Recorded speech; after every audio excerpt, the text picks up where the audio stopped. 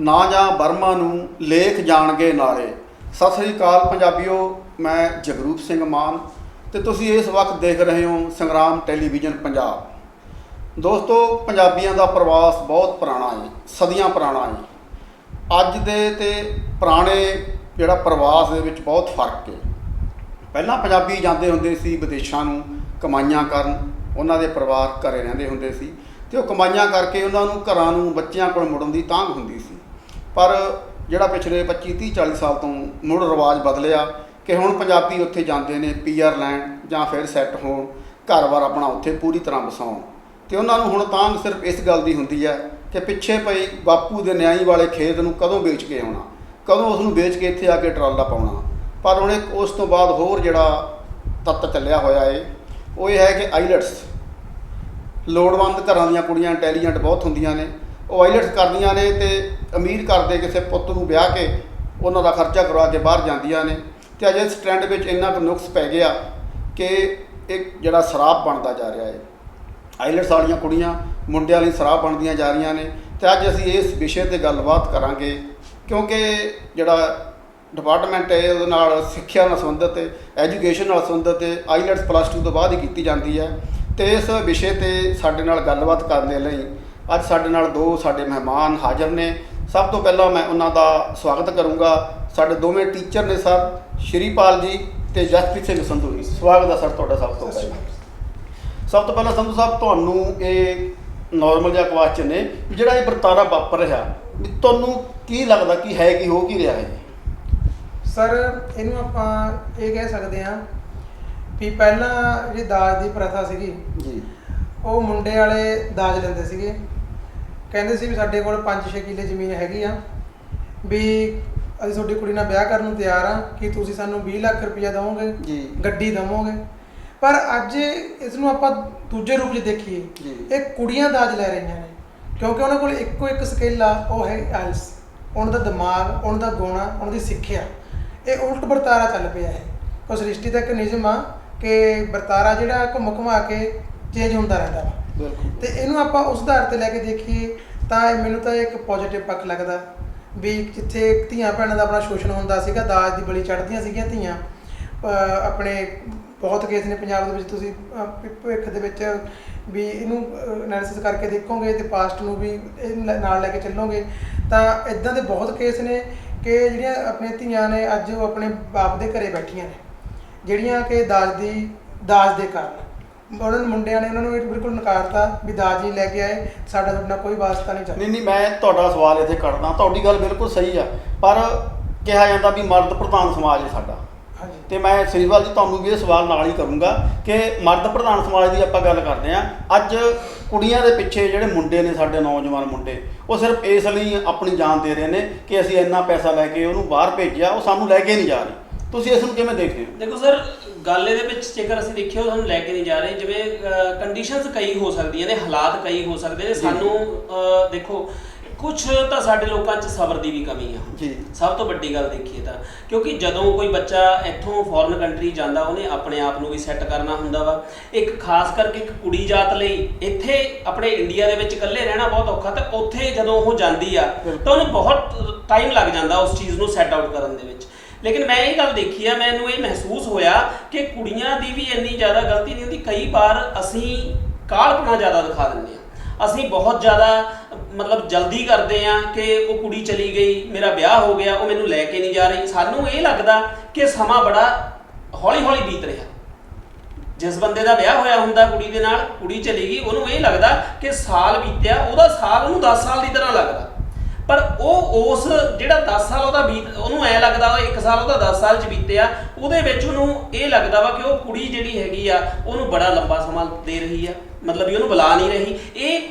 ਇਹ ਜਿਹੜੀ ਸਾਈਕੋਲੋਜੀਕਲ ਜਿਹੜਾ ਚੇਂਜ ਆ ਰਿਹਾ ਨਾ ਲੋਕਾਂ ਦੇ ਵਿੱਚ, ਸਬਰ ਦੀ ਕਮੀ ਆ, ਇਹ ਵੀ ਬਹੁਤ ਵੱਡਾ ਕਾਰਨ ਆ। ਤੁਸੀਂ ਬਾਰ-ਬਾਰ ਇੱਕ ਕੁੜੀ ਬਾਹਰ ਗਈ ਆ, ਉਹਨੂੰ ਬਾਰ-ਬਾਰ ਫੋਨ ਕਰਕੇ ਧਮਕਾਓ, ਤੁਸੀਂ ਉਹਨੂੰ ਕਹੋਗੇ ਮੈਂ ਤਾਂ ਮਰ ਜਾਊਂ, ਮੈਂ ਇਹ ਕਰ ਲੂੰ, ਮੈਂ ਉਹ ਕਰ ਲੂੰ। ਇਹ ਚੀਜ਼ਾਂ ਵੀ ਕਿਸੇ ਹੱਦ ਤੱਕ ਤੁਹਾਡੇ ਕਹਿਣ ਦਾ ਮਤਲਬ ਵੀ ਕੁੜੀਆਂ ਮਜਬੂਰ ਨੇ? ਹਾਂ, ਕੁੜੀਆਂ ਮਜਬੂਰ ਨੇ। ਮੈਂ ਇਹ ਨਹੀਂ ਕਹਿੰਦਾ ਕਿ ਕੁੜੀਆਂ ਜਾਂ ਮੁੰਡੇ ਹੀ ਗਲਤ ਨੇ ਜਾਂ ਕੁੜੀਆਂ ਹੀ ਗਲਤ ਨੇ। ਆਪਾਂ ਹਾਲਾਤ ਦੇਖੋ, ਸਮਾਂ ਦੇਖੋ ਤੇ ਉਹ ਸਿਚੁਏਸ਼ਨ ਨੂੰ ਦੇਖੋ ਜਿਸ ਚੀਜ਼ ਨੂੰ ਉਹ ਫੇਸ ਕਰ ਰਹੇ ਨੇ। ਇੱਕ ਬੱਚਾ ਆਪਣੇ ਮਾਂ-ਬਾਪ ਕੋਲ ਬੈਠਾ ਹੈ, ਠੀਕ ਹੈ ਨਾ ਜੀ। 19-20 ਸਾਲ ਦਾ ਬੱਚਾ ਆਪਣੇ ਮਾਪੇ ਕੋਲ, ਆਪਾਂ ਸਾਰੀ ਉਮਰ ਡਿਪੈਂਡੈਂਟ ਰਹਿੰਦੇ ਆ ਆਪਣੇ ਮਾਪੇ ਦੇ ਉੱਪਰ। ਫੋਰਨ ਕਲਚਰ ਅਲੱਗ ਆ, ਜਿਹੜਾ 15-16 ਸਾਲ ਦੇ ਬੱਚੇ ਨੂੰ ਕੀ ਕਰ ਦਿੰਦਾ ਵਾ, ਉਹਨੂੰ ਇੰਡੀਪੈਂਡੈਂਟ ਕਰ ਦਿੰਦਾ। ਆਪਾਂ ਤਾਂ ਸਾਰੀ ਉਮਰ ਆਪਣੇ ਮਾਪੇ ਤੇ ਆਸ਼ਰਿਤ ਰਹਿੰਦੇ ਆ। ਤਾਂ ਜਦੋਂ ਅਜਿਹਾ ਬੱਚਾ ਇੱਕ ਸਮਾਜ ਚੋਂ ਨਿਕਲ ਕੇ ਦੂਸਰੇ ਸਮਾਜ ਦੇ ਵਿੱਚ ਜਾਂਦਾ, ਉਹ ਉੱਥੋਂ ਦੀਆਂ ਕੰਡੀਸ਼ਨਸ ਨੂੰ ਕਿਵੇਂ ਫੇਸ ਕਰਦਾ ਹੋਊਗਾ? ਨਹੀਂ, ਮੈਂ ਤੁਹਾਡੀ ਗੱਲ ਨਾਲ ਬਿਲਕੁਲ ਸਹਿਮਤ ਹਾਂ, ਪਰ ਮੈਂ ਸੰਧੂ ਸਾਹਿਬ ਤੁਹਾਨੂੰ ਇੱਕ ਹੋਰ ਸਵਾਲ ਕਰੂੰਗਾ ਵੀ ਚਲੋ ਮੰਨ ਲੈਂਦੇ ਹਾਂ ਸ਼੍ਰੀਪਾਲ ਜੀ ਦੀ ਗੱਲ ਬਿਲਕੁਲ ਆਪਾਂ ਸਹਿਮਤ ਹਾਂ, ਪਰ ਕੀ ਤੁਸੀਂ ਟੀਚਰ ਨੂੰ ਪੜ੍ਹਾ ਰਹੇ ਹੋ, ਬੜਾ ਲੰਬਾ ਤਜਰਬਾ ਤੁਹਾਡਾ, ਬੜੇ ਸਿਆਣੇ ਹੋ ਤੁਸੀਂ, ਵੀ ਕੀ ਫਿਰ ਪੇਸ਼ੈਂਸ ਦੀ ਕਮੀਆਂ ਵੀ ਜਿਹੜੀ ਗੱਲ ਮਰਨ ਤੱਕ ਪਹੁੰਚ ਜਾਂਦੀ ਆ? ਦੇਖੋ, ਜਿਸ ਤੱਕ ਮੈਂ ਐਨਾਲਿਸਿਸ ਕੀਤਾ, ਮੇਰੇ ਦੇਖਣ 'ਚ ਵੀ 1-2 ਕੇਸ ਆਏ ਨੇ ਸਾਡੇ ਸਾਕ ਸੰਬੰਧੀਆਂ ਦੇ ਰਿਸ਼ਤੇਦਾਰੀਆਂ ਦੇ ਵਿੱਚ, ਇੱਦਾਂ 2-3 ਕੇਸ ਹੋਏ ਨੇ, ਸੁਣੇ ਨੇ, ਮੈਂ ਸਟੱਡੀ ਕੀਤੀ ਇਹਨਾਂ ਦੇ। ਉਹਦੇ ਵਿੱਚ ਪਹਿਲਾਂ ਇੱਕ ਪੱਖ ਜਿਹਨੂੰ ਮੈਂ ਲੈਣਾ ਚਾਹੁੰਦਾ, ਉਹ ਮੇਨ ਇਹ ਆ ਵੀ ਜਦੋਂ ਇੱਕ ਲੜਕੀ 18 ਸਾਲ ਦੀ ਹੁੰਦੀ ਆ, ਉਹ +2 ਹੁੰਦੀ ਆ, ਮਤਲਬ ਕੋਈ ਜ਼ਿਆਦਾ ਉਹਨੂੰ ਸਮਝ ਨਹੀਂ ਹੁੰਦੀ ਸਮਾਜ ਬਾਰੇ, ਜਿਹਨੂੰ ਅਸੀਂ ਆਇਲਸ ਕਰਾ ਕੇ ਅਸੀਂ ਬਾਹਰ ਭੇਜਣ ਨੂੰ ਕਹਿੰਦੇ ਵੀ ਜਲਦੀ ਇਹ ਬੱਚਾ ਸਾਡਾ ਜਾਵੇ, ਤੇ ਸਾਡੇ ਕੋਲ ਫੀਸ ਭਰਨੀ ਨਹੀਂ ਹੈਗੀ, ਕੋਈ ਇੱਦਾਂ ਦਾ ਸਾਨੂੰ ਮੁੰਡਾ ਮਿਲੇ ਜਿਹਦੇ ਫੀਸ ਭਰ ਸਕੇ। ਜਦੋਂ ਲੜਕੀ ਬਾਹਰ ਚਲੇ ਜਾਂਦੀ ਆ, ਉਸਦਾ ਪਹਿਲਾ ਰਾਈਟ ਹੁੰਦਾ ਵਾ ਜਿਹੜਾ ਸਪਾਊਸ ਆ ਉਹਨੂੰ ਬੁਲਾਉਣਾ, ਜਿਹੜਾ ਕਿ 3 ਤੋਂ 6 ਮਹੀਨੇ ਲੱਗ ਜਾਂਦੇ ਨੇ ਉਹਨੂੰ ਬੁਲਾਉਣ ਦੀ ਖਾਤਰ। ਉੱਧਰੋਂ ਜਿਹੜੇ ਕੁੜੀ ਦੇ ਮਾਂ-ਬਾਪ ਨੇ, ਉਹ ਕੁੜੀ ਨੂੰ ਬਾਰ-ਬਾਰ ਇਹ ਫੋਨ ਕਰਦੇ ਨੇ ਕਿ ਬੇਟਾ ਅਸੀਂ ਆਉਣਾ ਵਿਜ਼ਟਰ ਵੀਜ਼ੇ ਤੇ, ਤੇਰਾ ਭਰਾ ਹੈ, ਤੇਰੀ ਭੈਣ ਆ, ਉਹਦਾ ਤੂੰ ਦੇਖ। ਉਹ ਬਾਰ-ਬਾਰ ਉਹਦੇ ਕੰਨਾਂ 'ਚ ਰੋਜ਼ ਸਵੇਰੇ ਸ਼ਾਮ ਫੋਨ ਕਰਕੇ ਸ਼ਬਦ ਪਾਉਂਦੇ ਰਹਿੰਦੇ ਨੇ, ਜਿਸ ਕਾਰਨ ਲੜਕੀਆਂ ਦਾ ਮਾਨਸਿਕ ਸੰਤੁਲਨ ਉਹ ਵਿਗੜ ਜਾਂਦਾ ਵਾ। ਉਹ ਦੇਖਦੀਆਂ ਨੇ ਵੀ ਮੈਂ ਘਰਦਿਆਂ ਨੂੰ ਸੱਦਣਾ ਕਿ ਮੈਂ ਆਪਦੇ ਹਸਬੈਂਡ ਨੂੰ ਸੱਦਣਾ, ਪਤੀ ਨੂੰ, ਤੇ ਉਹਦੇ ਵਿੱਚ ਪਜਲ ਹੁੰਦੀਆਂ ਨੇ। ਉੱਧਰੋਂ ਉਹਦਾ ਹਸਬੈਂਡ ਆ, ਉਹ ਫੋਨ ਸਵੇਰੇ ਸ਼ਾਮ ਕਰਦਾ ਵੀ ਮੇਰੇ ਕਦ ਪੇਪਰ ਲੱਗਣਗੇ, ਮੈਨੂੰ ਕਦ ਬੁਲਾਇਆ ਜਾਊਗਾ। ਤਾਂ ਤੁਸੀਂ ਤਰਾਸਦੀ ਦੇਖੋ ਵੀ 2 ਪਾਸੇ ਤੁਹਾਨੂੰ ਕੰਪੈਲ ਕੀਤਾ ਜਾ ਰਿਹਾ ਹੁੰਦਾ। ਉੱਥੋਂ ਤੁਸੀਂ ਇੱਕ ਨਾਰਮਲ ਬੰਦਾ ਉਹਦੇ ਵਿੱਚ ਕੀ ਕਰ ਸਕਦਾ ਵਾ। ਦੂਜਾ, ਉੱਥੇ ਵਿਦੇਸ਼ੀ ਆਪਣੇ ਦੇਸ਼ ਨੇ ਜਿੱਥੇ ਕਿ ਉਹ ਆਪਣਾ ਸਾਕ ਸੰਬੰਧੀ ਆਪਾਂ ਨੂੰ ਗਾਈਡ ਕਰਨ ਵਾਲਾ ਨਹੀਂ ਹੁੰਦਾ ਹੈਗਾ, ਤੇ ਉਹ ਵੀ ਇੱਕ 18-20 ਸਾਲ ਦੇ ਬੱਚੇ ਨੂੰ, ਜਿਹਨੂੰ ਕਿ ਅੱਜ ਕੱਲ੍ਹ ਦੇ ਮਾਂ-ਬਾਪ ਇੰਨੇ ਲਾਡ ਪਿਆਰ ਨਾਲ ਪਾਲਦੇ ਨੇ ਕਿ ਲੜਕੀਆਂ ਘਰ ਦਾ ਕੋਈ ਕੰਮ ਨਹੀਂ ਕਰਦੀਆਂ, ਸਿਰਫ ਪੜ੍ਹਾਈ ਤੱਕ ਸੀਮਿਤ ਰੱਖਿਆ ਜਾਂਦਾ, ਤੇ ਉੱਦਾਂ ਦੇ ਬੱਚੇ ਨੂੰ ਦੂਜੇ ਦੇਸ਼ ਵਿੱਚ ਸਰਵਾਈਵ ਕਰਨਾ ਜਾ ਕੇ, ਤੇ ਫਿਰ ਆਪਣੇ ਇੱਕਦਮ ਕੰਪੈਲ ਹੋਣਾ ਦੋਨੇ ਧਿਰਾਂ ਵੱਲੋਂ, ਤੇ ਉੱਥੇ ਫਿਰ ਲੜਕੀਆਂ ਇੱਕ ਤਰ੍ਹਾਂ ਨਾਲ ਫਰਸਟ੍ਰੇਟਡ ਹੋ ਕੇ ਜ਼ਿਆਦਾ ਆਜ਼ਾਦ ਹੋ ਜਾਂਦੀਆਂ ਨੇ। ਜਾਂ ਉਹ ਜੇ ਲੜਕੇ, ਆਪਾਂ ਕਹਿੰਦੇ ਵੀ ਲੜਕੇ ਨੇ ਸੁਸਾਈਡ ਅਟੈਂਪਟ ਕੀਤੀ ਆ, ਤਾਂ ਇਹ ਵੀ ਨਿਗਾਹ ਮਾਰ ਲਓ ਕੈਨੇਡਾ ਦੇ ਵਿੱਚ ਲੜਕੀਆਂ ਨੇ ਸੁਸਾਈਡ ਅਟੈਂਪਟ ਕੀਤੀ ਹੋ ਸਕਦੀ ਆ, ਵੀ ਕੰਪੈਲ ਹੋ ਕੇ, ਜਾਂ ਹਸਬੈਂਡ ਉਹਦਾ ਕਹਿ ਰਿਹਾ ਵੀ ਮੇਰੇ ਪੇਪਰ ਲਾਏ ਜਾਣ, ਜਾਂ ਉਹਦੇ ਘਰ ਦੇ ਕਹਿ ਰਹੇ ਨੇ ਮੇਰੇ ਪੇਪਰ ਲਾਏ ਜਾਣ, ਤਾਂ ਉੱਥੇ ਕੰਪੈਲ ਹੋ ਕੇ ਲੜਕੇ ਨੇ ਵੀ ਸੁਸਾਈਡ ਅਟੈਂਪਟ ਕੀਤੀ ਹੋ ਸਕਦੀ। ਤੁਹਾਡੇ ਕਹਿਣ ਦਾ ਮਤਲਬ ਵੀ ਜਿਹੜੀ ਲੜਕੀ ਆ ਗਈ ਕੈਨੇਡਾ ਚਲੇਗੀ ਕਿਸੇ ਦਾ ਪੈਸਾ ਲਵਾ ਕੇ, ਵੀ ਉਹ ਰਿਸ਼ਤਿਆਂ ਦੇ ਭਾਰ ਥੱਲੇ ਦੱਬੀ ਹੋਈ ਆ। ਹਾਂਜੀ, ਇਹ ਪਦਾਰਥਵਾਦੀ ਜਿਹੜਾ ਆਪਣਾ ਯੁੱਗ ਬਣ ਚੁੱਕਿਆ ਨਾ, ਲਾਲਚ ਆ, ਇਹ ਲਾਲਚ ਸਭ ਜਿਹੜੇ ਇਸ ਘਟਨਾ ਦਾ ਵਰਤਾਰਾ ਜੋ ਹੋ ਰਿਹਾ ਨਾ, ਇਹਦੇ ਵਿੱਚ ਇੱਕ ਲਾਲਚਵਾਦੀ ਜਿਹੜੀ ਸੋਚ ਆ ਪਦਾਰਥਵਾਦੀ, ਉਹ ਛੁਪੀ ਹੋਈ ਆ। ਨਹੀਂ, ਤੁਹਾਨੂੰ ਨਹੀਂ ਲੱਗਦਾ ਸ਼੍ਰੀਪਾਲ, ਤੁਹਾਨੂੰ ਮੈਂ ਸਵਾਲ ਕਰਨਾ ਵੀ ਇੱਕ 18 ਜਾਂ 19 ਸਾਲ ਦੀ ਆਪਾਂ ਕੁੜੀ ਨੂੰ ਵਿਆਹ ਦਿੰਦੇ ਹਾਂ, ਉਹ ਮੈਨੂੰ ਇਹ ਲੱਗਦਾ ਵੀ ਉਹ 18 ਸਾਲ ਆਪਣੇ ਮਾਂ ਪਿਓ ਦੇ ਘਰ 'ਚ ਆ, ਮਾਂ ਪਿਓ ਦੇ ਚਾਚੇ ਤਾਏ ਭੂਆ ਫੁੱਫੀਆਂ ਦੇ ਰਿਸ਼ਤਿਆਂ ਨਾਲ ਜੁੜੀ ਹੋਈ ਆ, ਉਹ ਜਿੱਥੇ ਵਿਆਹੀ ਜਾਂਦੀ ਆ ਸਿਰਫ ਉੱਥੇ 1-1.5 ਜਾਂ 15 ਦਿਨ ਜਾਂ 2 ਮਹੀਨੇ ਰਹਿੰਦੀ ਆ। ਮੈਨੂੰ ਇਸ ਤਰ੍ਹਾਂ ਲੱਗਦਾ ਵੀ ਤੁਹਾਡਾ ਇਹਦੇ ਬਾਰੇ ਕੀ ਵਿਚਾਰ ਆ, ਵੀ ਉਹ ਜਿਹੜਾ ਹਸਬੈਂਡ ਦਾ ਜਿਹੜਾ ਪਰਿਵਾਰ ਆ, ਉਹਦੀ ਫੈਮਿਲੀ ਆ, ਵੀ ਨਣਦਾਂ ਹੋ ਗਈਆਂ, ਹਸਬੈਂਡ ਹੋ ਗਿਆ, ਸੱਸ ਸਹੁਰਾ, ਵੀ ਉਹ ਰਿਸ਼ਤੇ ਨੂੰ ਸਮਝ ਨਹੀਂ ਸਕਦੀ ਛੋਟੀ ਮੋਟੀ ਕੁੜੀ। ਇਹ ਵੀਰ ਜੀ, ਆਪਾਂ ਨਾ, ਮੈਂ ਜਿਵੇਂ ਪਹਿਲਾਂ ਵੀ ਕਹਿ ਚੁੱਕਿਆ ਤੁਹਾਨੂੰ ਕਿ ਜਦੋਂ ਇੱਕ ਬੱਚਾ ਇੱਕ ਮਾਹੌਲ ਚੋਂ ਨਿਕਲ ਕੇ, ਸਾਡਾ ਦਿਮਾਗ ਇਦਾਂ ਦਾ ਵਾ ਕਿ ਜਦੋਂ ਤੱਕ ਇਹ ਕਿਸੇ ਇੱਕ ਨਵੇਂ এনवायरमेंट ਦੇ ਵਿੱਚ ਜਾਣ ਲਈ ਰਾਜ਼ੀ ਨਹੀਂ ਹੋਊਗਾ, ਇਹ ਉਸ ਨੂੰ ਐਕਸੈਪਟ ਨਹੀਂ ਕਰਦਾ। ਅਸੀਂ ਉਸ ਚੀਜ਼ ਨੂੰ ਸਮਝ ਹੀ ਨਹੀਂ ਪਾਉਂਦੇ। ਉਹ ਜਦੋਂ ਅਸੀਂ ਇੱਕ ਕੰਟਰੀ ਤੋਂ ਦੂਸਰੀ ਕੰਟਰੀ ਜਾਂਦੇ ਆ ਨਾ, ਤਾਂ ਉੱਥੋਂ ਦੀ ਸਾਡੇ ਨਾਲੋਂ ਜ਼ਿਆਦਾ ਆਜ਼ਾਦ ਮੁਲਕ ਨੇ ਉਹ। ਚਾਹੇ ਅਸੀਂ ਕਹਿ ਦਿੰਦੇ ਹਾਂ ਕਿ ਇੰਡੀਆ ਇਜ਼ ਦਾ ਮਤਲਬ ਵਰਲਡਸ ਜਿਹੜੀ ਹੈਗੀ ਆ ਟੌਪੈਸਟ ਡੈਮੋਕ੍ਰੇਸੀ ਆ ਜਿਹੜੀ ਇਹ, ਲੇਕਿਨ ਅਸੀਂ ਦੇਖੀਏ ਤਾਂ ਡੈਮੋਕ੍ਰੇਸੀ ਸਾਡੇ ਨਾਲੋਂ ਵੀ ਜ਼ਿਆਦਾ ਡੈਮੋਕ੍ਰੇਸੀ ਅਮਰੀਕਾ ਕੈਨੇਡਾ ਦੇ ਵਿੱਚ ਹੈ। ਉੱਥੇ ਕੁੜੀਆਂ ਕੋਲ ਵੱਧ ਆਜ਼ਾਦੀ ਹੈ ਮੁੰਡਿਆਂ ਨਾਲੋਂ ਵੀ। ਠੀਕ ਹੈ ਜੀ, ਜਦੋਂ ਇੱਥੋਂ ਬੱਚੇ ਉੱਧਰ ਜਾਂਦੇ ਨੇ ਤਾਂ ਉਹ ਦੇਖਦੇ ਨੇ ਕਿ ਮੈਨੂੰ ਕਿਵੇਂ ਸਾਰੇ ਭੱਜੂ ਕਰੀ ਜਾ ਰਹੇ, ਮੈਨੂੰ ਪੈਸੇ ਭੇਜ, ਮੈਨੂੰ ਇੱਥੇ ਬੁਲਾ। ਜਦੋਂ ਉਹ ਉੱਥੋਂ ਦੇ ਲੋਕਾਂ ਨੂੰ ਦੇਖਦੇ ਨੇ ਕਿ ਉਹ ਬੜੇ ਵਧੀਆ ਤਰੀਕੇ ਨਾਲ ਰਹਿ ਰਹੇ ਨੇ, ਕੁੜੀਆਂ ਨੂੰ ਕਿੰਨੀ ਆਜ਼ਾਦੀ ਆ, ਉਹ ਆਪਣੀ ਮਨਮਰਜ਼ੀ ਦਾ ਕੰਮ ਕਰਦੀਆਂ ਨੇ, ਮਨਮਰਜ਼ੀ ਨਾਲ ਘੁੰਮਦੀਆਂ ਫਿਰਦੀਆਂ ਨੇ, ਤਾਂ ਫਿਰ ਉਹਨਾਂ ਨੂੰ ਇਹ ਲੱਗਣ ਲੱਗ ਜਾਂਦਾ ਕਿ ਸ਼ਾਇਦ ਜਿਹੜਾ ਪਿਛਲਾ ਰਿਸ਼ਤਾ ਹੈਗਾ ਜਾਂ ਪਿਛਲੇ ਜਿਹੜੇ ਜਿਸ ਤਰ੍ਹਾਂ ਉਹਨਾਂ ਨੂੰ ਤੰਗ ਕੀਤਾ ਜਾ ਰਿਹਾ ਹੈ, ਇਹ ਸਾਰਾ ਇੱਕ ਮਨੀ ਕਲਚਰ ਹੀ ਹੋ ਗਿਆ। ਗੱਲ ਤੰਗ ਦੀ ਵੀ ਨਹੀਂ ਕਹਿ ਸਕਦੇ ਆਪਾਂ। ਜਿਹੜੇ ਮੁੰਡੇ ਨੇ 30-35 ਲੱਖ 25 ਲੱਖ ਲਾਇਆ, ਉਹਨੇ ਸਿਰਫ ਇਸ ਲਈ ਲਾਇਆ ਕਿ ਮੈਂ ਕੈਨੇਡਾ ਜਾਣਾ। ਬਿਲਕੁਲ। ਉਹ ਕੁੜੀ ਨੂੰ ਉਸ ਦੇ ਕਾਬਲ ਨਹੀਂ ਸੀ, ਉਹਦਾ ਪਰਿਵਾਰ ਆਰਥਿਕ ਪੱਖੋਂ ਸਟੱਡੀ ਕਰ ਗਈ ਤਾਂ ਲੈ ਗਈ, ਪਰ ਕਿਤੇ ਨਾ ਕਿਤੇ ਕੁੜੀ ਦਾ ਫਰਜ਼ ਤਾਂ ਬਣਦਾ ਨਾ, ਨਹੀਂ ਬਿਲਕੁਲ ਬਣਦਾ ਉਸ ਨੂੰ ਲੈ ਕੇ ਜਾਵੇ। ਇਹ ਚੀਜ਼ਾਂ ਜਿਹੜੀਆਂ ਨੇ ਸਾਨੂੰ ਸਮਝਾ ਕੇ ਬੱਚੇ ਨੂੰ ਜਦੋਂ ਅਸੀਂ ਐਡੇ ਵੱਡੇ ਕਦਮ ਚੁੱਕਣ ਲੱਗੇ ਹੁੰਨੇ ਆ ਤਾਂ ਸਾਨੂੰ ਨੋ ਡਾਊਟ ਕਿ ਬੱਚੇ ਨੂੰ ਬਹੁਤ ਚੰਗੀ ਤਰ੍ਹਾਂ ਉਸ ਦੇ ਚੀਜ਼ ਦੇ ਲਈ ਤਿਆਰ ਕਰਨਾ ਚਾਹੀਦਾ ਹੈਗਾ। ਚਾਹੇ ਇੱਕ ਐਗਜ਼ਾਮਪਲ ਲੈ ਲਈਏ, ਅਸੀਂ ਮਿਲਟਰੀ ਦੇ ਵਿੱਚ ਕਿਸੇ ਨੂੰ ਭੇਜਦੇ ਉਹਨੂੰ 9 ਮਹੀਨੇ 10 ਮਹੀਨੇ ਦੀ ਉਹਨੂੰ ਟ੍ਰੇਨਿੰਗ ਦਿੰਦੇ ਆ।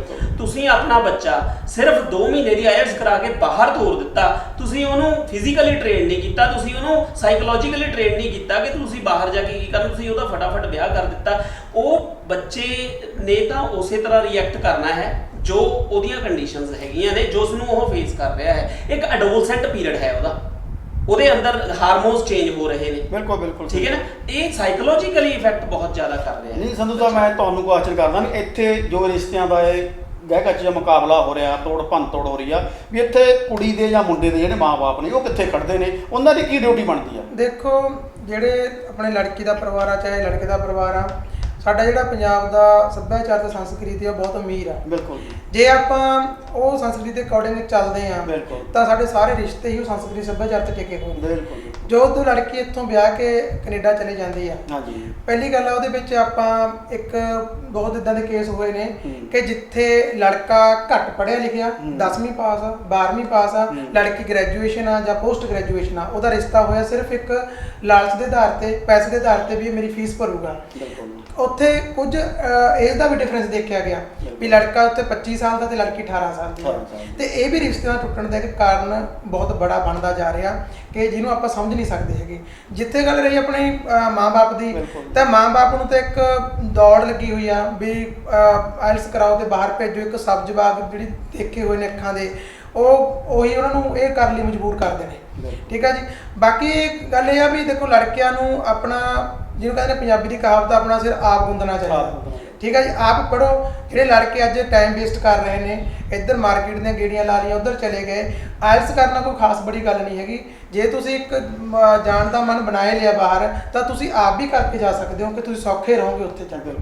ਬਾਕੀ ਜਿਹੜੀਆਂ ਕੁੜੀਆਂ ਨੇ, ਉੱਧਰ ਜਿਹੜਾ ਮਾਹੌਲ ਆ, ਉਹ ਆਪਣੇ ਸਾਰੇ ਰਿਸ਼ਤੇਦਾਰ ਵਗੈਰਾ ਉੱਧਰ ਹੁੰਦੇ ਨੇ, ਆਪਾਂ ਨੂੰ ਨਿੱਤ ਆਪਣੀ ਫੋਨ ਤੇ ਗੱਲ ਹੁੰਦੀ ਆ, ਉਹ ਦੱਸਦੇ ਨੇ ਵੀ ਇੱਧਰ ਮਾਹੌਲ ਬਹੁਤ ਜ਼ਿਆਦਾ ਖਰਾਬ ਹੋ ਚੁੱਕਿਆ ਵਾ, ਕਿ ਜਿਹੜੀਆਂ ਲੜਕੀਆਂ ਆਉਂਦੀਆਂ ਨੇ ਤੇ ਲੜਕੇ ਆਉਂਦੇ ਨੇ ਤੇ ਉਹ ਪਿਛਲਾ ਸਭ ਕੁਝ ਭੁੱਲ ਜਾਂਦੇ ਨੇ ਇੱਕ ਤਰ੍ਹਾਂ ਨਾਲ, ਉਹ ਆਪਣੀ ਜ਼ਿੰਦਗੀ ਦੀ ਨਵੀਂ ਸ਼ੁਰੂਆਤ ਕਰਦੇ ਨੇ। ਤੁਹਾਡੇ ਇਸੇ ਸਵਾਲ ਤੋਂ ਕੁਝ ਹੋਰ ਸਵਾਲ ਆਉਂਦਾ ਏ।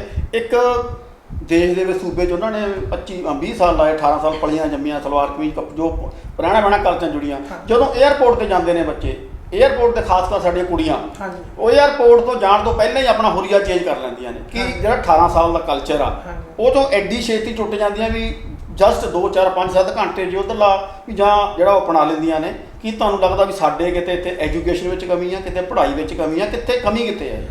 ਸਾਡੇ ਜਿਵੇਂ ਦੇਖਿਆ ਜਾਵੇ, ਤੁਸੀਂ ਜਿਹੜੀ ਗੱਲ ਆਪਣਾ ਪੱਖ ਰੱਖਿਆ ਬਹੁਤ ਵਧੀਆ ਵਾ। ਸਾਡੇ ਜਿਹੜੀ ਕਮੀ ਆ ਉਹ ਮੇਨ ਹੈ ਹੀ ਉਹ ਸਿੱਖਿਆ ਦੇ ਵਿੱਚ। ਜਿਹੜਾ ਸਾਡਾ ਸਿੱਖਿਆ ਦਾ ਮਾਡਰਨਾਈਜੇਸ਼ਨ ਨਹੀਂ ਹੋ ਸਕਿਆ।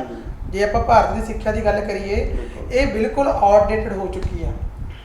ਕੈਨੇਡਾ ਅਮਰੀਕਾ ਦੇ ਮੁਕਾਬਲੇ ਇਹ ਆਊਟਡੇਟਡ ਸਿੱਖਿਆ ਮੰਨੀ ਜਾਂਦੀ ਆ, ਕਿਉਂ ਅਸੀਂ ਉਹ ਸਿੱਖਿਆ ਪੜ੍ਹ ਰਹੇ ਹਾਂ ਜਿਹਦਾ ਕੋਈ ਭਵਿੱਖ ਨਹੀਂ ਹੈਗਾ। ਠੀਕ ਆ ਜੀ। ਸਾਨੂੰ ਉਹੀ ਪੁਰਾਣਾ ਸਲੇਬ ਚੱਲਿਆ ਆ ਰਿਹਾ, ਉਹ ਅਸੀਂ ਪੜ੍ਹ ਰਹੇ ਹਾਂ, ਤੇ ਉਸ ਤੋਂ ਜ਼ਿਆਦਾ ਸਾਡੀ ਜਿਹੜੀ ਸੰਸਕ੍ਰਿਤੀ ਸੱਭਿਆਚਾਰ ਉਹ ਸਾਤੋਂ ਖੋਇਆ ਗਿਆ। ਸਿੱਖਿਆ ਦੇ ਜਿਹੜਾ ਨਵੀਂ ਸਿੱਖਿਆ ਪ੍ਰਣਾਲੀ ਚੱਲ ਰਹੀ ਹੈ ਇਸ ਟਾਈਮ, ਉਹਦੇ ਵਿੱਚ ਉਹ ਸੰਸਕਾਰ ਨਹੀਂ ਹੈਗੇ, ਉਹ ਸੱਭਿਆਚਾਰ ਨਹੀਂ ਹੈਗਾ ਜਿਹੜਾ ਕਿ ਇੱਕ ਰਿਸ਼ਤੇ ਨੂੰ ਬੰਨ੍ਹਣ ਦੇ ਯੋਗ ਇੱਕ ਸਟੂਡੈਂਟ ਨੂੰ ਬਣਾਉਂਦਾ ਵਾ। ਫਿਰ ਜਦੋਂ ਬੱਚਾ ਫੋਰਨ ਦੇ ਵਿੱਚ ਜਾਂਦਾ ਵਾ, ਜਿਹੜੀਆਂ ਉਹਦੇ ਅੰਦਰਲੀਆਂ ਮਨੋਭਾਵ, ਅੰਦਰਲੇ ਬਲਬਲੇ ਦਵੇ ਹੁੰਦੇ ਨੇ, ਉਹ ਇੱਕ ਲੱਖ ਉੱਥੇ ਜਾ ਕੇ ਫੁਟਾਰਾ ਮਾਰਦੇ ਨੇ। ਉਹ ਦੇਖਦਾ ਵੀ ਇਹ ਸਮਾਜ ਕਿੰਨਾ ਸੋਹਣਾ ਵਾ, ਸਾਡੇ ਤਾਂ ਇੱਥੇ ਲੜਕੀਆਂ ਨੂੰ ਅੰਦਰ ਰੱਖਿਆ ਜਾ ਰਿਹਾ ਵਾ ਤੇ ਲੜਕੀਆਂ ਨੂੰ ਮਾਂ-ਬਾਪ ਦੇ ਕਹਿਣੇ 'ਚ ਰੱਖਿਆ ਜਾ ਰਿਹਾ। ਉਹ ਲੜਕੀਆਂ ਇੱਦਾਂ ਸੋਚਦੀਆਂ ਨੇ ਵੀ ਇੱਥੇ ਤਾਂ ਖੁੱਲ੍ਹ ਖੇਡ ਆਜ਼ਾਦੀ ਬਹੁਤ ਆ, ਤੇ ਇੱਦਾਂ ਹੀ ਉੱਧਰ ਦੇ ਜਿਹੜੇ ਆਪਣੇ ਇੱਧਰ ਲੜਕੇ ਜਾਂਦੇ ਨੇ ਉਹ ਨੇ। ਤੇ ਫਿਰ ਉਹ ਇੱਕ ਤਰ੍ਹਾਂ ਨਾਲ ਇੱਕ ਦੂਜੇ ਨੂੰ ਜਿੱਦਾਂ ਫਿਜ਼ੀਕਲੀ ਮਾਨਸਿਕ ਲੋੜ ਹੁੰਦੀ ਹੈ ਬੰਦੇ ਨੂੰ ਰਿਸ਼ਤਿਆਂ ਦੀ, ਤਾਂ ਉਹ ਇੱਕ ਆਪਣਾ ਆਰਟੀਫਿਸ਼ਲ ਇੱਕ ਰਿਸ਼ਤਾ, ਕੋਈ ਮੁੰਡਾ ਕੁੜੀ ਇੱਕ ਦੂਜੇ ਨਾਲ ਉੱਧਰ ਬਣਾ ਲੈਂਦੇ ਨੇ। ਕੋਈ ਫਰੈਂਡ ਸਰਕਲ, ਜਿਹਨੂੰ ਅੱਜ ਕੱਲ੍ਹ ਆਪਾਂ ਬਹੁਤ ਵਧੀਆ ਸ਼ਬਦ ਨਾਲ ਕਹਿੰਦੇ ਆ ਵੀ ਇਹ ਮੇਰਾ ਫਰੈਂਡ ਆ ਜੀ, ਫਰੈਂਡ ਰਿਲੇਸ਼ਨਸ਼ਿਪ। ਹਾਂਜੀ। ਫਿਰ ਉਹ ਫਰੈਂਡ ਤੋਂ ਕਹਾ ਕੇ ਲਿਵਿੰਗ ਰਿਲੇਸ਼ਨਸ਼ਿਪ ਵਿੱਚ ਰਿਸ਼ਤਾ ਬਦਲ ਜਾਂਦਾ, ਫਿਰ ਲਿਵਿੰਗ ਰਿਲੇਸ਼ਨਸ਼ਿਪ ਤੋਂ ਵੀ ਉੱਪਰ ਬਹੁਤ ਕੁਝ। ਤੁਹਾਡੇ ਕਹਿਣ ਦਾ ਮਤਲਬ ਆ ਵੀ ਵੀ ਜਿਹੜੀ 18 ਸਾਲ ਦੇ 20 ਸਾਲ ਦੇ ਬੱਚੇ ਨੇ, ਵੀ ਜਿਹੜਾ ਉੱਥੇ ਆਪੋਜੀਟ ਸੈਕਸ ਵੱਲ ਉਹਨਾਂ ਝੁਕਣਾ ਜਾਂ ਰਿਲੇਸ਼ਨ ਵਿੱਚ ਰਹਿਣਾ, ਇਹ ਕੁਦਰਤੀ ਵਰਤਾਰਾ ਹੈ। ਹਾਂਜੀ, ਇਹੀ ਕਹਿਣਾ ਚਾਹੁੰਦੇ ਹੋ? ਹਾਂਜੀ। ਦੇਖੋ, ਹਰੇਕ ਪਰਸਨ ਨੂੰ ਸਰੀਰਕ ਮਾਨਸਿਕ ਲੋੜ ਹੁੰਦੀ ਆ। ਬਿਲਕੁਲ। ਤੇ ਜਦੋਂ ਇੱਦਾਂ ਦੇ ਆਪਣੇ ਟੀਨੇਜਰ ਬੱਚੇ ਨੇ ਜਿਹੜੇ ਐਡੋਲਸੈਂਸ ਵਾਲੇ, ਉਹ ਆਪਣੇ ਪੜ੍ਹਨ ਜਾਂਦੇ ਨੇ ਉੱਧਰ, ਚਾਹੇ ਉਹ ਇੱਧਰੋਂ ਮੈਰਿਜ ਕਰਵਾ ਕੇ ਜਾਂਦੇ ਨੇ, ਉਹਦਾ ਸਪਾਊਸ ਇੱਧਰ ਆ, ਚਾਹੇ ਉਹ ਆਜ਼ਾਦ ਨੇ, ਇਕੱਲੇ ਨੇ ਉੱਧਰ, ਚਾਹੇ ਵਿਆਹ ਨਹੀਂ ਹੋਏ, ਤਾਂ ਉਹਨਾਂ ਨੇ ਆਪਣੀ ਸਰੀਰਕ ਤੇ ਮਾਨਸਿਕ ਜਿਹੜੀਆਂ ਲੋੜਾਂ ਪੂਰੀਆਂ ਕਰਨੀਆਂ ਨੇ, ਉਹ ਆਪਣੇ ਆਪੋਜਿਟ ਸੈਕਸ ਤੋਂ ਪੂਰੀਆਂ ਕਰਨੀਆਂ ਨੇ। ਤੇ ਉਸ ਤੋਂ ਬਾਅਦ ਉਹ ਆਪਣੇ ਇੱਕ ਫਰੈਂਡ ਸਰਕਲ ਬਣਾਉਂਦੇ ਨੇ ਵੀ ਸਾਡਾ ਇਹ ਫਰੈਂਡ ਆ ਜੀ। ਫਰੈਂਡ ਤੋਂ ਅੱਗੇ ਉਹ ਲਿਵਿੰਗ ਰਿਲੇਸ਼ਨਸ਼ਿਪ 'ਚ ਚਲੇ ਜਾਂਦੇ ਨੇ। ਲਿਵਿੰਗ ਰਿਲੇਸ਼ਨਸ਼ਿਪ ਤੋਂ ਅੱਗੇ ਜਾ ਕੇ ਰਿਸ਼ਤੇ ਬਹੁਤ ਜ਼ਿਆਦਾ ਖਰਾਬ ਹੋ ਜਾਂਦੇ ਨੇ ਕਿ ਉੱਧਰਲੇ ਜਿਹੜੇ ਲੜਕੇ ਨੇ ਉਹ ਲੜਕੀਆਂ ਨੂੰ ਵੀ ਧਮਕਾਉਣ ਲੱਗ ਜਾਂਦੇ ਨੇ, ਕੋਈ ਬਲੈਕਮੇਲ ਕਰ ਲਿਆ ਜਾਂਦਾ, ਠੀਕ ਹੈ। ਤੇ ਲੜਕੀਆਂ ਵੀ ਨਹੀਂ, ਮੈਂ ਤੁਹਾਡਾ ਸਵਾਲ ਕੱਢਦਾ ਇੱਥੇ, ਮੈਂ ਸਿੱਧੀ ਗੱਲ ਤੁਹਾਨੂੰ ਸਵਾਲ ਕਰਦਾ ਇੱਕ, ਜਿਹੜੇ ਕਹਿੰਦੇ ਵੀ ਰਿਲੇਸ਼ਨ ਬਣਦੇ ਨੇ, ਜੋ ਸੰਧੂ ਸਾਹਿਬ ਨੇ ਬੋਲਿਆ ਬਿਲਕੁਲ ਸਹੀ ਆ, ਪਰ ਕਿਤੇ ਕਿ ਤੁਹਾਨੂੰ ਇਹ ਨਹੀਂ ਲੱਗਦਾ ਹੈਗਾ ਵੀ ਜਿਹੜੇ ਰਿਲੇਸ਼ਨ ਬਣਦੇ ਨੇ, ਜਿਹੜੀ ਕੁੜੀਆਂ ਉੱਥੇ ਜਾ ਕੇ ਆਰਥਿਕ ਪੱਖੋਂ ਜਿਹੜੀ ਕਮਜ਼ੋਰ ਰਹਿ ਜਾਂਦੀਆਂ ਨੇ, ਉਹ ਵੀ ਉਹ ਕੰਮ ਨਹੀਂ ਕਰ ਸਕਦੀਆਂ, ਉਹਨਾਂ ਕੋਲ ਪੈਸਾ ਨਹੀਂ ਹੁੰਦਾ, ਉਹ ਪੈਸੇ ਦੀ ਪੂਰਤੀ ਨਹੀਂ, ਆਪਣੀਆਂ ਲੋੜਾਂ ਦੀ ਪੂਰਤੀ ਨਹੀਂ, ਵੱਡੇ ਘਰਾਂ ਦੇ ਮੁੰਡਿਆਂ ਕਾਕਿਆਂ ਨਾਲ। ਹਾਂਜੀ, ਮੈਂ ਤੁਹਾਡੀ ਗੱਲ ਨਾਲ ਸਹਿਮਤ ਹਾਂ। ਇਹ ਪਿੱਛੇ ਜਿਹੇ ਕੁਝ ਖਬਰਾਂ ਜਦੋਂ ਆਈਆਂ ਸੀਗੀਆਂ, ਉਹਨਾਂ ਦੇ ਵਿੱਚ ਆਇਆ ਸੀ, ਇਹ ਗੱਲ ਕਹੀ ਜਾਂਦੀ ਸੀਗੀ ਕਿ ਜਦੋਂ ਇੱਧਰੋਂ ਕੁੜੀਆਂ ਜਾਂਦੀਆਂ ਨੇ, ਉਹ ਕਹਿੰਦੇ ਉਹਨਾਂ ਨੂੰ ਗੋਰੇ ਨਹੀਂ ਤੰਗ ਕਰਦੇ ਜਿੰਨਾ ਪੰਜਾਬੀ ਮੁੰਡੇ ਤੰਗ ਕਰਦੇ ਨੇ। ਇਹ ਖਬਰਾਂ ਪਿਛਲੇ ਸਾਲ ਦੇ ਵਿੱਚ ਕਾਫੀ ਵਾਇਰਲ ਹੁੰਦੀਆਂ ਰਹੀਆਂ ਨੇ।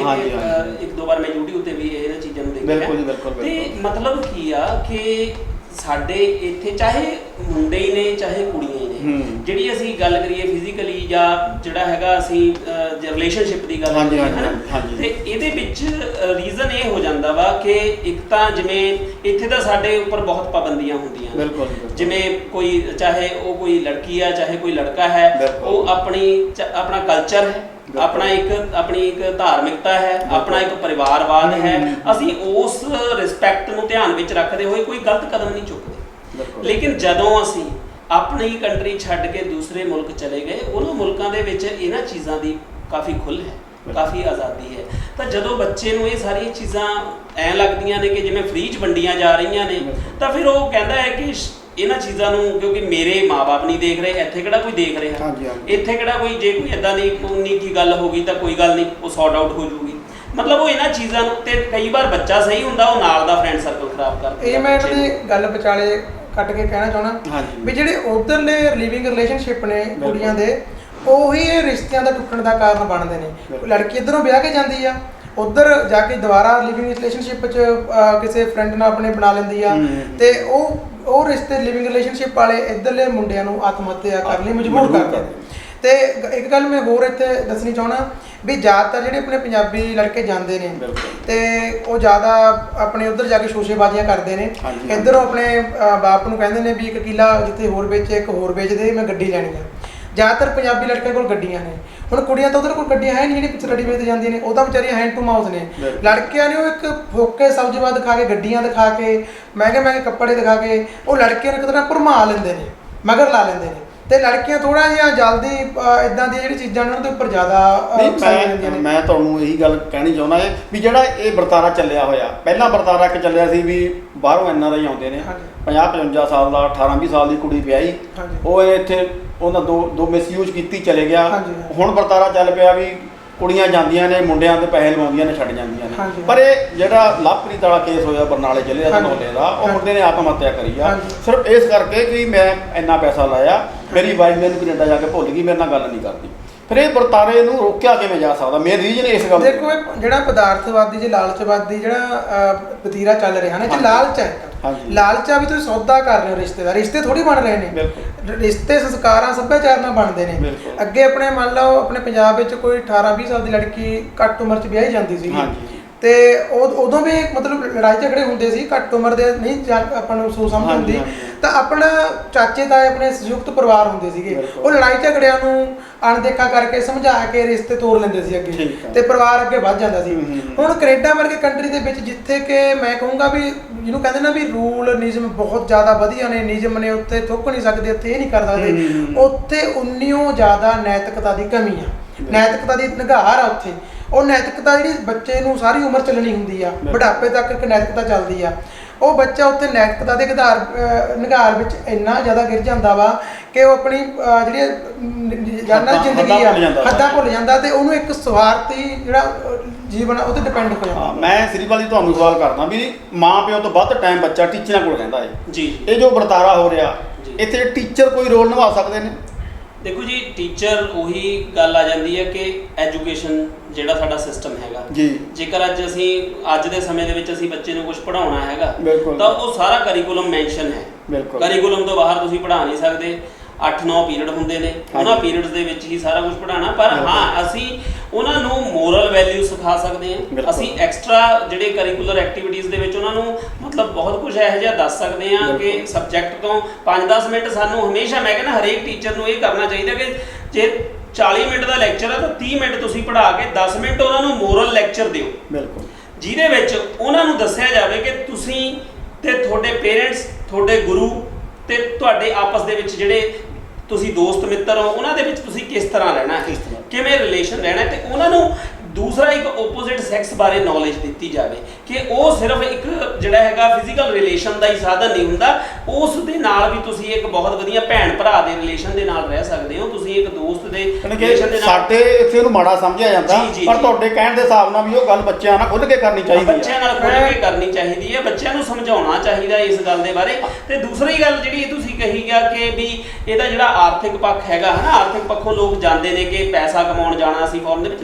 ਦੇਖੋ, ਸਾਡਾ ਪੋਲੀਟੀਕਲ ਸਿਸਟਮ ਵੀ ਕਿਸੇ ਨਾ ਕਿਸੇ ਹੱਦ ਤੱਕ, ਜਾਂ ਸਾਡਾ ਜਿਹੜਾ ਸਿਸਟਮ ਅਸੀਂ ਜਿਹਦੇ ਵਿੱਚ ਰਹਿ ਰਹੇ ਹਾਂ ਉਹ ਵੀ ਬਹੁਤ ਵੱਡੇ ਲੈਵਲ। ਇਹ ਸਵਾਲ ਮੈਂ ਸੰਧੂ ਸਾਹਿਬ ਨੂੰ ਕਰਦਾ ਵੀ ਇੱਥੋਂ ਇੰਨਾ ਪ੍ਰਵਾਸ ਹੋਣ ਦਾ ਕਾਰਨ ਕੀ ਆ? ਜੀ ਦੇਖੋ ਸਰ, ਉਹ ਵੀ ਸਿਰਫ ਨੌਜਵਾਨੀ ਦਾ। ਇਹਦੇ ਬਾਰੇ ਤਾਂ ਸਾਰੇ ਭਲੀ ਭਾਂਤੀ ਜਾਣੂ ਨੇ, ਸਭ ਆਪਣੇ ਡੇਲੀ ਆਪਣੇ ਸੋਸ਼ਲ ਮੀਡੀਆ ਤੇ ਅਖਬਾਰਾਂ ਵਿੱਚ ਇਹ ਖਬਰਾਂ ਛਪਦੀਆਂ ਨੇ ਵੀ ਇੱਥੇ ਅਨਪਲਾਈਮੈਂਟ ਜਿਹੜੀ ਜ਼ਿਆਦਾ ਹੋ ਗਈ ਹੈ, ਬੇਰੁਜ਼ਗਾਰੀ ਹੋ ਗਈ ਹੈ ਤੇ ਰੁਜ਼ਗਾਰ ਮਿਲ ਨਹੀਂ ਰਹੇ। ਤੇ ਜਿਹੜੀ ਸਿੱਖਿਆ ਵਾ ਉਹ ਸਾਨੂੰ ਉਰੇ ਦੀ ਸਿੱਖਿਆ ਨੂੰ ਤਾਂ ਮੈਂ ਬਹੁਤ ਜ਼ਿਆਦਾ ਡੀਪਲੀ ਸਟੱਡੀ ਕਰ ਚੁੱਕਿਆ, 10 ਸਾਲ ਮੈਨੂੰ ਸਕੂਲਾਂ ਦੇ ਵਿੱਚ ਹੋ ਗਏ ਪੜ੍ਹਾਉਂਦਿਆਂ ਨੂੰ, ਕਿ ਉਹ ਤੁਹਾਨੂੰ ਇੱਕ ਸਕਿੱਲ ਪਰਸਨ ਨਹੀਂ ਬਣਾ ਸਕਦੀ ਹੈਗੀ, ਕਿ ਉਹ ਤੁਹਾਨੂੰ ਇੱਕ ਨੌਕਰੀ ਪੇਸ਼ੇ ਵਾਲਾ ਬਣਾਉਂਦੀ ਆ। ਚਾਹੇ ਪ੍ਰਾਈਵੇਟ ਨੌਕਰੀ ਕਰੋ, ਚਾਹੇ ਸਰਕਾਰੀ ਨੌਕਰੀ ਹੈ ਨਹੀਂ। ਹੁਣ ਜਦੋਂ ਸਿੱਖਿਆ ਹੀ ਇਦਾਂ ਦੀ ਲੈ ਕੇ ਨਿਕਲ ਰਹੇ ਹੋ ਵੀ ਜਿਹੜੀ ਕਿ ਤੁਸੀਂ ਆਪਦਾ ਕੰਮ ਜਾਂ ਰੁਜ਼ਗਾਰ ਕੁਝ ਨਹੀਂ ਸ਼ੁਰੂ ਕਰ ਸਕਦੇ, ਫਿਰ ਅਸੀਂ ਤਾਂ ਕਰਦੇ ਹਾਂ ਵਿਦੇਸ਼ ਜਾਣ ਦੀ, ਜਿਹਦੇ ਵਿੱਚ ਇੱਦਾਂ ਦੇ ਕਾਂਡ ਹੁੰਦੇ ਨੇ, ਲਵਪ੍ਰੀਤ ਵਰਗੇ, ਬੇਅੰਤ ਕੌਰ ਵਰਗੇ। ਹੁਣ ਤੁਸੀਂ ਇਹ ਗੱਲ ਨੂੰ ਰੱਖਿਆ ਸੀਗਾ ਲਵਪ੍ਰੀਤ ਤੇ ਬੇਅੰਤ ਕੌਰ ਵਾਲੀ ਗੱਲ ਨੂੰ, ਤੇ ਉਹਦੇ ਵਿੱਚ ਮੈਂ ਇਹ ਸੋਚਦਾ ਵੀ ਅਗਰ ਲੜਕੀ ਨੂੰ ਆਪਾਂ ਇੱਥੇ ਬੁਲਾ ਲੈਂਦੇ ਆ, ਹੁਣ ਗੱਲ ਚੱਲ ਰਹੀ ਹੈ ਵੀ ਲੜਕੀ ਨੂੰ, ਬੇਅੰਤ ਕੌਰ ਨੂੰ ਇੱਥੇ ਬੁਲਾਇਆ ਜਾਵੇ, ਉਹ ਤੋਂ ਪੁੱਛ ਪੜਤਾਲ ਕੀਤੀ ਜਾਵੇ, ਤੇ ਉਹਦੇ ਵਿੱਚ ਡੈਫੀਨੇਟਲੀ ਇਹ ਚੀਜ਼ ਨਿਕਲੂਗੀ ਅਗਰ ਉਹਦੀ ਕਾਉਂਸਲਿੰਗ ਕੀਤੀ ਜਾਵੇ, ਉਹਨੂੰ ਬਿਠਾ ਕੇ ਸਵਾਲ ਜਵਾਬ ਕੀਤੇ ਜਾਣੇ, ਉਹਦੇ ਘਰਦਿਆਂ ਦੀ ਹਿਸਟਰੀ ਦੇਖੀ ਜਾਵੇ, ਲਵਪ੍ਰੀਤ ਦੀਆਂ ਦੀ ਤੇ ਪਰ ਬੇਅੰਤ ਕੌਰ ਦੇ ਘਰਦਿਆਂ ਦੀ ਹਿਸਟਰੀ ਦੇਖੀ ਜਾਵੇ। ਬੇਅੰਤ ਕੌਰ ਜਿਹੜੀ ਲੜਕੀ ਉਹਦੇ ਹੋ ਸਕਦਾ ਤਾਂ ਸਰ ਉਹਨਾਂ ਦਾ ਇੱਕ ਪਰਸਨਲ ਮਸਲਾ ਹੋ ਗਿਆ, ਆਪਾਂ ਉਸ ਬੇਸਿਸ ਤੇ ਨਹੀਂ ਜਾ ਸਕਦੇ। ਹੁਣ ਆਪਾਂ ਥੋੜਾ ਵਾਈਂਡ ਅਪ ਕਰੀਏ। ਮੈਂ ਤੁਹਾਨੂੰ ਲਾਸਟ ਇੱਕੋ ਸਵਾਲ ਪੁੱਛੂੰਗਾ ਵੀ ਪਹਿਲਾਂ ਤੁਸੀਂ ਸਿਰਫ 10 ਸੈਕਿੰਡ ਵੀ ਤੁਸੀਂ ਉਹਨਾਂ ਬਾਹਰ ਜਾਣ ਵਾਲੇ ਬੱਚਿਆਂ ਨੂੰ ਕੀ ਕਹਿਣਾ ਚਾਹੁੰਦੇ ਹੋ? ਮੈਂ ਤਾਂ ਜੀ ਬਾਹਰ ਜਾਣ ਵਾਲੇ ਬੱਚਿਆਂ ਨੂੰ ਇਹ ਕਹਿਣਾ ਚਾਹੁੰਦਾ ਕਿ ਬਾਹਰ ਜਾਣ ਦੇ ਨਾਲੋਂ ਜੇਕਰ ਤੁਸੀਂ, ਸਾਡੀਆਂ ਸਰਕਾਰਾਂ ਨੂੰ ਵੀ ਮੈਂ ਇਹੀ ਕਹਿਣਾ ਚਾਹੁੰਦਾ ਤੇ ਆਪਣੇ ਬੱਚਿਆਂ ਨੂੰ ਵੀ, ਤੇ ਕਿਸਾਨ ਭਰਾਵਾਂ ਨੂੰ ਵੀ ਇਹੀ ਕਹਿਣਾ ਚਾਹੁੰਦਾ ਕਿ ਤੁਸੀਂ ਆਪਣੇ ਬੱਚਿਆਂ ਨੂੰ ਜਿਹੜਾ ਹੈਗਾ ਐਜੂਕੇਟ ਕਰੋ ਚੰਗੀ ਤਰ੍ਹਾਂ, ਤੇ ਨਾਲ ਦੀ ਨਾਲ ਉਹਨਾਂ ਨੂੰ ਹੱਥੀਂ ਕੰਮ ਕਰਨਾ ਸਿਖਾਓ। ਸੰਧੂ ਸਾਹਿਬ, ਤੁਸੀਂ ਇਸ ਲਈ 10 ਸੈਕਿੰਡ ਕੀ ਕਹਿਣਾ ਚਾਹੋਗੇ? ਮੈਂ ਤਾਂ ਇਹ ਕਹਿਣਾ ਚਾਹੁੰਦਾ, ਅਗਰ ਤੁਸੀਂ ਵਿਦੇਸ਼ ਧਰਤੀ ਤੇ ਜਾਣਾ ਚਾਹੁੰਦੇ ਹੋ, ਪੜ੍ਹਨ ਜਾਣਾ ਚਾਹੁੰਦੇ ਹੋ, ਤਾਂ ਆਪਣੀ ਇਹ ਸੰਸਕਾਰ, ਆਪਣੇ ਸੱਭਿਆਚਾਰ, ਕਦਰਾਂ ਕੀਮਤਾਂ ਨੂੰ ਉਹਨਾਂ ਨੂੰ ਨਾ ਭੁੱਲੋ। ਜੇ ਤੁਸੀਂ ਤੁਹਾਡਾ ਇੱਕ ਵਿਆਹ ਹੋ ਚੁੱਕਿਆ, ਚਾਹੇ ਉਹ ਸੌਦੇਬਾਜ਼ੀ ਦੇ ਅਧੀਨ ਹੋਇਆ, ਤੇ ਜਿਹਨੂੰ ਆਪਾਂ ਕਹਿੰਦੇ ਪਤੀ ਪਰਮੇਸ਼ਰ ਆ, ਉਹ ਤੁਹਾਡਾ ਪਤੀ ਪਰਮੇਸ਼ਰ ਆ। ਜੇ ਤੁਹਾਡੀ ਵਹੁਟੀ ਬਾਹਰ ਆ, ਪਤਨੀ ਬਾਹਰ ਆ ਕੈਨੇਡਾ ਦੇ ਵਿੱਚ, ਉਹ ਤੁਹਾਡੀ ਇੱਕ ਸਰਸਵਤੀ ਮੰਨੋ, ਉਹਨੂੰ ਮੰਨ ਕੇ ਚੱਲੋ। ਤੇ ਸਾਡਾ ਸੱਭਿਆਚਾਰ ਇਹ ਕਹਿੰਦਾ ਵਾ ਜਿੱਥੇ ਮਰਜ਼ੀ ਅਸੀਂ ਬੈਠੇ ਹੋਈਏ, ਤੇ ਇਹਦੇ ਵਿੱਚ ਆਪਾਂ ਪੁਰਾਣੀ ਇੱਕ ਉਦਾਹਰਨ ਨਾਲ ਲੈ ਲੈਂਦੇ ਹਾਂ ਵੀ ਰਾਮ ਜੀ ਤੇ ਆਪਣੇ ਸੀਤਾ ਜੀ ਵਨਵਾਸ ਤੇ ਰਹੇ ਨੇ, ਤੇ ਉਹਨਾਂ ਨੂੰ ਜਦੋਂ ਸੀਤਾ ਜਿਹਦਾ ਅਪਹਰਨ ਹੋਇਆ ਤੇ 14 ਸਾਲ ਦੇ ਵਿੱਚ ਹੀ ਉਹਨਾਂ ਦਾ ਕਿੱਡਾ ਡਿਫਰੈਂਸ ਰਿਹਾ, ਉਹ ਫਿਰ ਵੀ ਇੱਕ ਤਰ੍ਹਾਂ ਦੇ ਰਿਸ਼ਤੇ ਵਿੱਚ ਬੰਨੇ ਰਹੇ ਨੇ ਜਦੋਂ ਆਪਸ ਵਿੱਚ ਮਿਲੇ ਨੇ। ਚਲੋ ਠੀਕ ਹੈ ਸਰ, ਤੁਸੀਂ ਜੁੜੇ ਸਾਡੇ ਨਾਲ, ਤੁਸੀਂ ਟਾਈਮ ਦਿੱਤਾ, ਬਹੁਤ ਬਹੁਤ ਧੰਨਵਾਦ। ਓਕੇ, ਸਤਿ ਸ਼੍ਰੀ ਅਕਾਲ ਦੋਸਤੋ ਸਾਰਿਆਂ ਨੂੰ। ਤੁਸੀਂ ਦੇਖ ਰਹੇ ਸੀ ਅੱਜ ਦੀ ਵਿਚਾਰ ਚਰਚਾ। ਜੁੜੇ ਰਹੋ ਸੰਗਰਾਮ ਟੈਲੀਵਿਜ਼ਨ ਨਾਲ, ਹਰ ਵਾਰ ਕੁਛ ਨਵਾਂ ਲੈ ਕੇ ਤੁਹਾਡੇ ਲਈ ਹਾਜ਼ਰ ਹੋਵਾਂਗੇ। ਜਦ ਤੱਕ ਲਈ ਸਤਿ ਸ਼੍ਰੀ ਅਕਾਲ।